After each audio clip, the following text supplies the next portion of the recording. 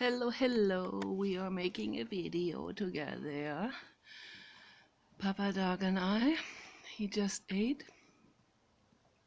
And I made myself vegan pralines. I made it out of sesame butter rolled in carrot powder. I gave him some too. And I made some out of almond butter rolled in carrot powder. And those are very delicious pralines that you can make yourself very easily. And you can serve that for Christmas or birthdays or wedding anniversaries. So, and that works. Yes, Papa Dog, you are gorgeous. Very, very gorgeous. Very gorgeous. Yes. Yes, the sun is coming in an angle now, shining at the trees, and I love the beautiful orange afternoon sun, and it always has a glittering effect on his coat because his coat is orangey pink. Yes, Papa Dog, yes, you are gorgeous. Gorgeous. Yes. So, okay. I bought myself a nice, like a home type of thing that's like, kind of like a bathrobe type of thing. But I can't wear this as a bathrobe. It's made for I guess made for teenage girls or something. Doesn't fit me right, so I had to actually sew the front together, and I can't wear it with the belt. I sewed the front together and made a sweater out of it. And it's also way too short. It's more than mini, and I can only wear this over sweatpants or my self-made fleece pants. And that looks really nice. I really like it. It stretches in all directions. It has ears and the teddy bear face. But Papa Dog has the best face. And I want to make Cabbage Patch dogs. So I decided that's what I'm gonna do. I'm gonna make Cabbage Patch. I'm not gonna call them Cabbage Patch because that's not my, I don't have the copyright to call it that. But I will call them Friends of Martha and Javier. So I decided that's what I'm gonna do. I'm gonna make Friends of Martha and Javier dogs, and I make them in the image of Papa Dog. So that's gonna be very nice. And I got inspired by Martha Nelson. She is the original artist who designed the Cabbage Patch dolls, but she didn't call them Cabbage Patch. That Javier called them Cabbage Patch, and he later made them in his own image, literally. It's so cute. They all look like him. And so I even have one of those, and I'm planning on making a video with that doll. I have to make myself more representable.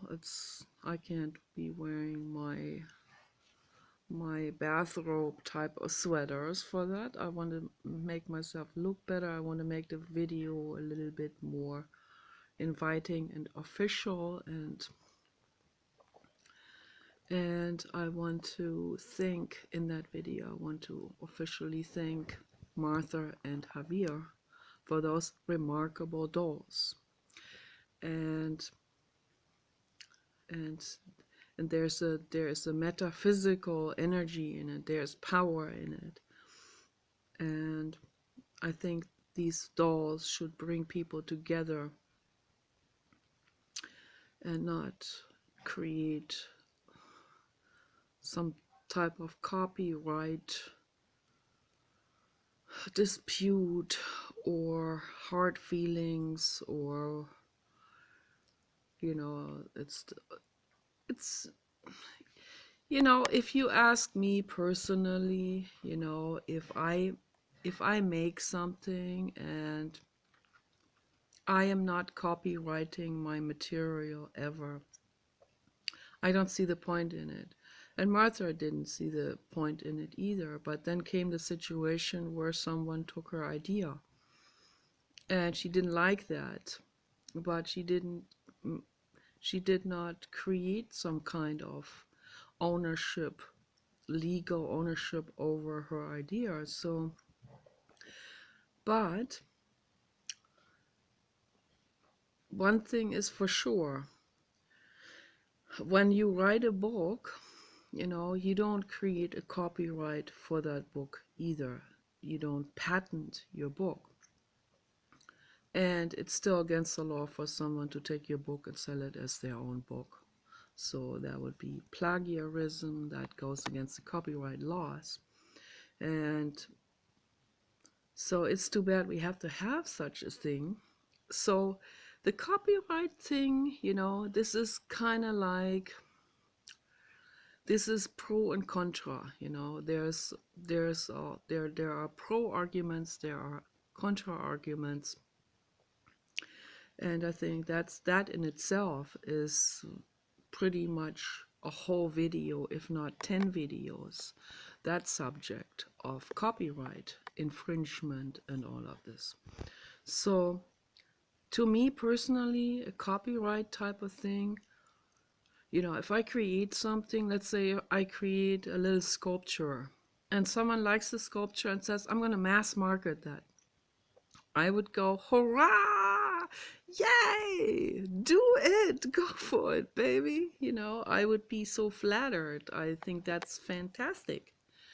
And if my reaction to that is welcoming and accepting and saying, yes, why not bring it to the whole world, why just make it a sort of like a antique type of craftsy type of sort of, why keep it in that mysterious corner of the world, why not bring it to the world? I think we need to bring information to the world. Those dolls have a message for the world. For example, her dolls have a message. Why keep them in this one community? So in that sense, I would have been very flattered if I had been in a situation like this with my artwork and someone comes along and says, I love your artwork. I've been looking for a gallerist for years. I can't find any. But, if that would be happening to me, I'd be so thrilled if someone would. And it doesn't matter whether they are mass marketed or produced in Beijing or Hong Kong. I don't care. I really don't care. As long as the product, it still looks like my sculptures, right? All they do is they do a cast, and then they will replicate it with some plastic material or some rubber material or whatever, and that would be fantastic. I would really welcome it.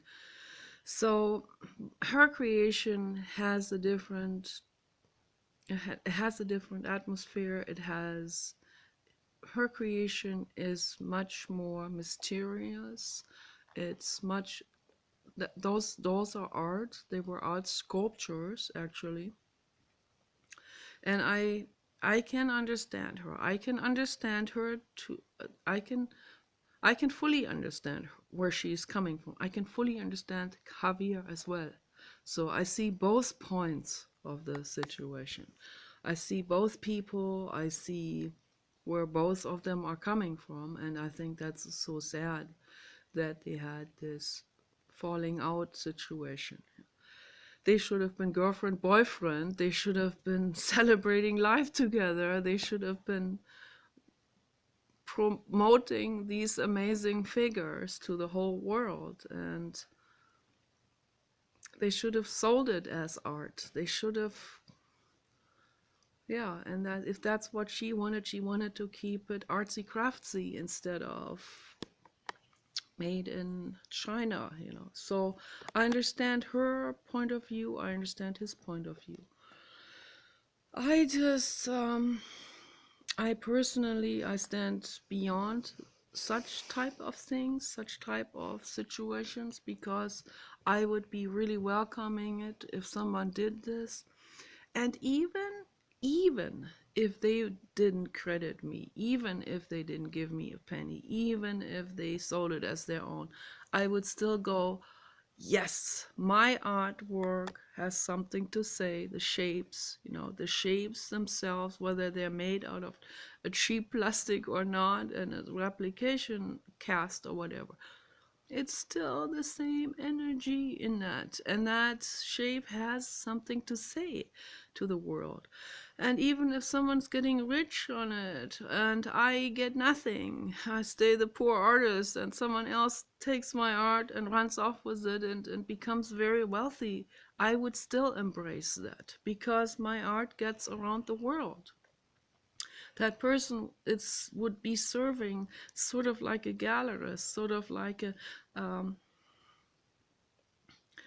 like a real estate agent, you know, like an art agent, so to speak, for the world. He would be bringing my art around the globe, and if he makes money with it, so I'm happy for him, you know, or her, whoever that would be. You know, it's never going to happen with my work, because my work is too ET-ish. It's too way out there, so it doesn't. I don't think it had. I don't think it speaks to anyone. It would be nice if it did, but I don't know. I don't know if people are ready for this. So maybe they are. I don't know. Maybe they're not. That it doesn't matter whether they're ready or not. I make my artwork regardless. I am who I am. I feel like I'm from the future, and I make what I make because I have to.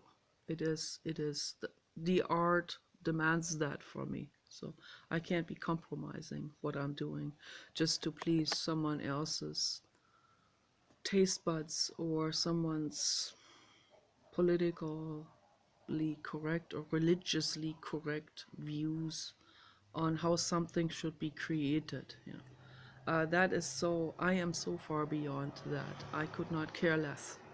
This is really something that I have never cared about, whether someone agrees with my art. I agree with your artwork. There's nothing to agree about.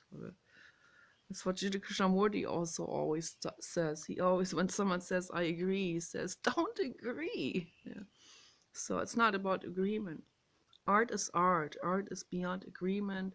Art is beyond right or wrong. It's beyond good and evil, as Friedrich Nietzsche said. It is beyond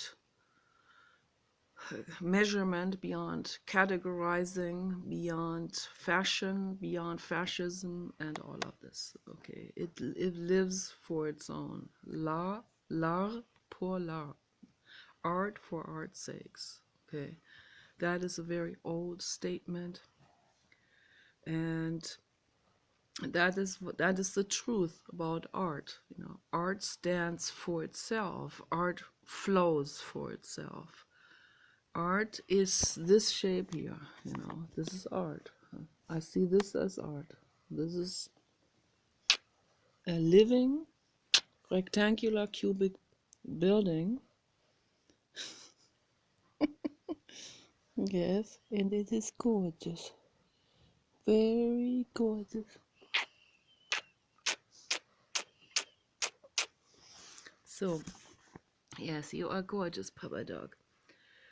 And so I would be very, very thrilled if that Javier or someone would take my artwork and market that around the globe and give me nothing for it, and reject me as a girlfriend, and I am still where I started out with, and that's all okay, because then at least that shape that I created gets around the world and speaks to the world, has a message for the world.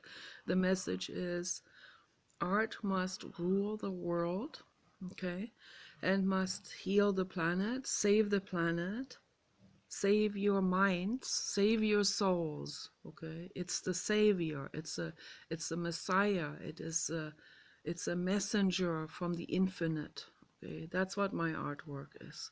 And so it does something to your brains. Here it is. There's Papa Dog. He's pure art. There's Kenny. There's Nicola. It's not finished. There's Paul. So yeah, that's what I want to do, and I will show my Cabbage Patch doll in a couple of days. And I want to make, I'm very inspired by these two people, and I see that Javier has made bears. I was reading the story about him, and that's very sweet that he made bears. I don't understand why he didn't make dogs, because people relate more to dogs. Almost everyone has the dog at home. So there's a lot of dog plush animals out there already, and a lot of tigers and other animals and donkeys and stuff. I had a donkey plush animal one time, a Disney donkey or something. It was really cute. I really like that blue Disney donkey. So, but the shape that I have in mind, that exceeds all of the Disney and all of the commercial and all of the politically correct and all of this over exaggerated Disney, like made into my pony. It has always been made into it's been made into human characters, basically. And but in a very tacky way. It has its plus. It has had a message for the world. The message was, yeah, the animals are people and we are animals. It did that through the back door of commerce and Disney and glamour and all of this. But then it is, you all know, this is a tacky type of thing, those cartoon characters that we see, most of them are quite tacky and very commercial, and it's just, I don't know, it's just, I've even seen some comments by men. I don't want to get into the nitty-gritty of this. So it's like it is being humanized in almost in a sexual way. So horses being humanized in a sexual way, I don't think that's cool. There's an element of tackiness and, I don't know, like in your face, sexualized, Hollywoodized, glamorized, partyized, politicized. I don't know. It's just like, it's hard for me to explain this, people. And that can cause dangerous situations, just like dressing up little children in sexually explicit clothes, like portraying animals as a sexy girl or something that gets ideas into men's minds, and then promptly there are incidents where, I don't want to get into it right now. It's very sad, it is. See, the sadness about human sickness always comes into it. And even though, the pony shapes that the cartoonist makes, they are kind of cute. Yeah, it is cute, and I can go along with it to a certain degree, and I understand. but it's still very Disney. It's very commercial. It's very like cheap type of, like, easy to understand, I guess, for the public. It's very simple. It's like I don't know, oversimplified in a tacky way. I don't know how to explain this. I really don't. It all has its validity, and I welcome it, and it's all good, and it each has a message at its specific time, in the specific era that it appeared in. But now, I don't know if people are ready, but I am just going for it. I'm going to make a doll. I'm gonna make a dog doll. So that's what I'm gonna make. That is my next project. It's gonna be a sculpture. It's gonna be a plush sculpture. You can see it as a plush animal, could be sold as that, but what matters is the shape of it. What matters is the art of it. The art is in the shape, okay? And that's what needs to come to the world. That's what needs to speak to the world. And if that plush sculpture that I'm going to be making is only going to be speaking in my videos, then that would be very good too, and if it's only seen by 5 people, it will be better than nobody. Be better than 0 people. So, and even if if it was seen by nobody, then I still made it. And by having made it, the shape exists. And when the shape exists, it radiates something out to the world, even if no one sees it. It would be better if many people saw it and actually recognize it and take it in, the shape and the energy of it. But even if no one sees it, the energy still radiates out. And that is absolutely fantastic. And that is very metaphysical, and those things are true. This is very true. And it still speaks to the world. Okay, so I think it is important for me to make those kind of shapes, whether it is on the canvas or in sculpture form with whatever material, or sewn by hand, as I always sew by hand. That's very important to me because it is a form of meditation, and it has a very specific exercise purpose. And the purpose is to remind myself to breathe, to stay in the now, and to really lean into whatever problems occur with the twine and the knotting and, losing the thread all the time. It's like, breathe. Oh, yeah, I forgot to breathe. I gotta breathe. I gotta lean. Not this feeling of, oh no, let me get over this. Let me get this over with. This feeling of, let me get this over with. I was thinking about this downstairs while I was washing dishes again. I was thinking about a woman who told me that, I don't want to get into the details of it, but, always this feeling of, I want to get over with it. That's horrible, particularly if this is something that happens between 2 people. That's really terrible. That is old childhood pain. That's trauma. That's never-ending trauma for 100 years. That's why it is so important that we lean into the pain. That's what Pema Chodron said. Lean into the fear.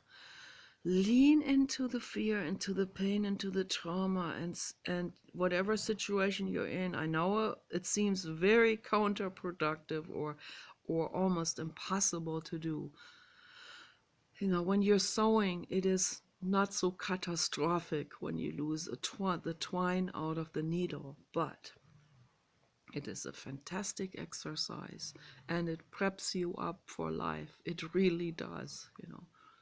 It is a safe way of exercising patience and making you ready to deal with all kinds of things in life, you know, whether it is a lawsuit or whether you need to straighten something out with in regards to property tax, or whether you need to defend yourself in court against some fraud people, or whether you are dealing with a renter, or whatever it is, you know, it really makes you deal with things in a much, much better way than you could ever do this without these very deliberate exercises such as sewing meditation. It's true. So, and also, you know, the way we massage our dogs. So I just want to, if you touch your dog, don't grab the dog, don't flip the dog over. You know, my husband told me that he has had friends who did that to his Great Danes. That's absolutely terrible. You don't do roughhousing. You touch a dog in a very, very gentle and mindful manner. Even if you're nervous and had 10 cups of coffee, you have to still touch the dog mindfully and gently like this. Okay, this is a very important message also in regards to all living beings, in regards to all animals and your own bodies too. You know, people, they go like, oh, let me get this over with or something. That's not the right way of living. You know, I've been through this myself. I have to remind myself over and over and over again that whatever situation arises, as Eckhart Tolle also said, to breathe, as Thich Nhat Hanh said, you are here, breathe, okay? And as Nisargadatta Maharaj said, you are that, and that is now, is right now, okay? And Eckhart said, it's good to be in the now, to breathe in the now, to relax into the now. As Pema Children said, relax into the fear. All of these people they all see the same thing, you know. It's very, very, very important. And what Shri Krishnamurti said, stay with it. Don't run away. And then the people he talks to, they will say, yeah, but, and then he'll correct and said, don't run away. He said that to a Buddhist monk several times. And that Buddhist monk had the most bizarre look on his face, as you can imagine, as like, that was totally going against everything he has. It's like this entire concept, even though that's part of what he has actually learned theoretically, the ego still twists it somehow around and makes it into this, I must achieve, I must do this, practice this so I can get from A to B. I must gain this. It's this desiring, you know. And that is not allowing the now when you do this. The art of meditation is to allow the now just the way it is, in all of its imperfection, in all of its little aches and pains and uncomfortable thoughts and pain from the past, which is always coming up when I wash dishes, by the way, except when I was on Paris, and except when after I watched myself swimming at the lake. So I laughed 3 hours afterwards, and including doing washing the dishes, and that was really, really, really amazing for me to observe about myself. All the other times washing dishes, like, oh, the most uncomfortable thoughts come up from the past, you know, terribly having been wronged. So that always comes up, and it's always accompanied with terrible back pain, because all these things are always too low for me everywhere, even in this house. even though they have tall showers and the other things are taller than in other houses, it's still not tall enough for me.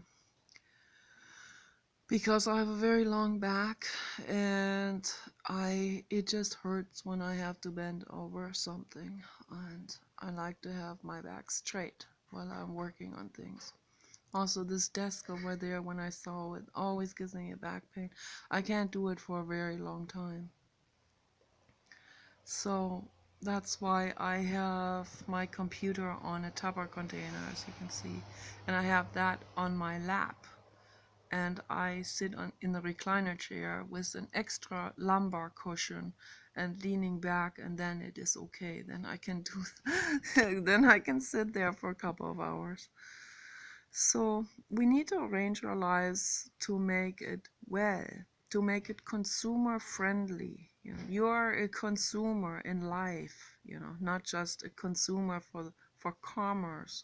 You are a consumer in your own existence, and you need to make your life as consumer friendly and life friendly as you can possibly do it. And that's why we need to take care of our health. We need to take care of our bodies. We need to be an observer, not in the situation, let me get over with this, because when that thought occurs, let me get over with this as fast as possible so I'm done with it, have it behind me, then we know that's an indication that we're doing something incorrect here. Okay, that's wrong. Why are we in this situation, first of all, where we have this feeling, oh, let me just get this done with, like when I went to back when I was 22 or 23, I was still drinking alcohol and smoking horrible and partying, and I was studying in school, and we went through a whole cascade of exams at that time.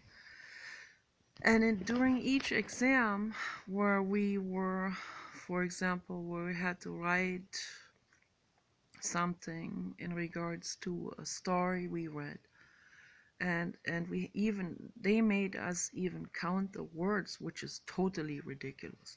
The whole thing was also the way it was taught. It was just completely wrong. For me in particular, I'm very sensitive to those things. When something feels wrong, I just can't get myself motivated.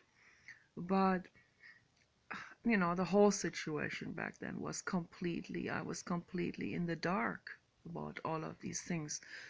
In regards to the things that I know today. Can you imagine if you stayed young and you just accumulated knowledge? Can you imagine how amazing your life can be? But usually, by the time we have all the knowledge that we needed at age 20, most of us will probably be in some kind of geriatric home or something, walking with a stroller. And that is very unfortunate, because then we can't even enjoy the fruits of our knowledge that we have collected, and some people even lose their brains, and that's the worst thing there is. So that's why we need to take care of our health right now, and that's very important. Don't underestimate this, the importance of taking care of your body. Don't drink alcohol. Don't smoke. Don't drink coffee. Don't take any substance that alters your brain or any kind of medication. Yeah. It is, I'm not saying quit your medication, but you need to get off that stuff. You need to as fast as possible, you need to get off that stuff. Safely, I'm not a physician. I'm not allowed to give that information. So that's why I say, I can't give that information. I can only say if I was in that or that situation, this is what I would do. That's what I would do. Okay? And I think it would work for other people. I have the right to say that legally.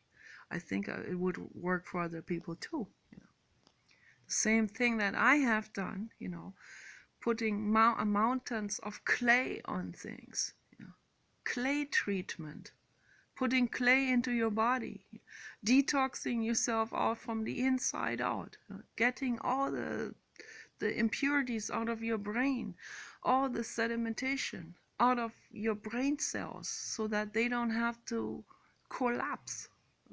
It's very important. This is all incredibly, so infinitely important so that we can stay young longer.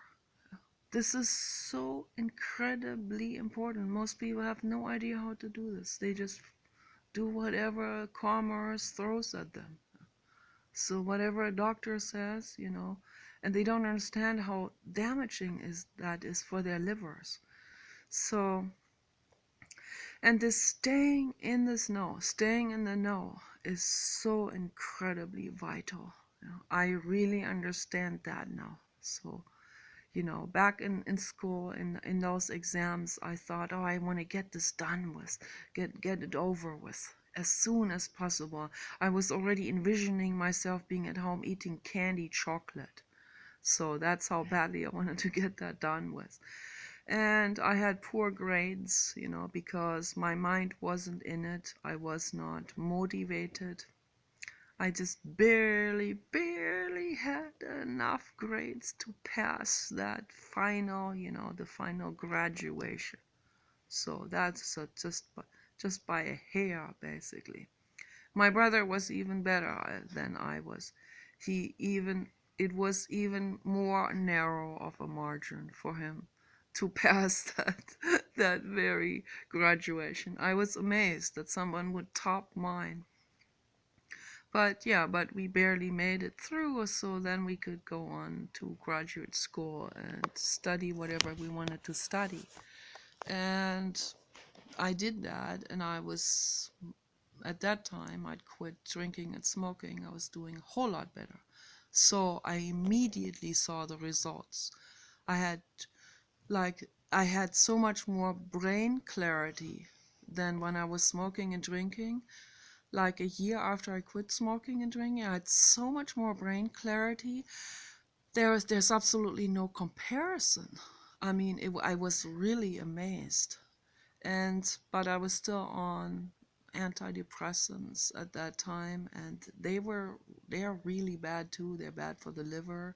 They're also not really super great for the brain, for having the best thoughts, the most insightful thoughts and all of this. It's really kind of cut out to keep someone dependent and rather dumb and not insightful and all of this.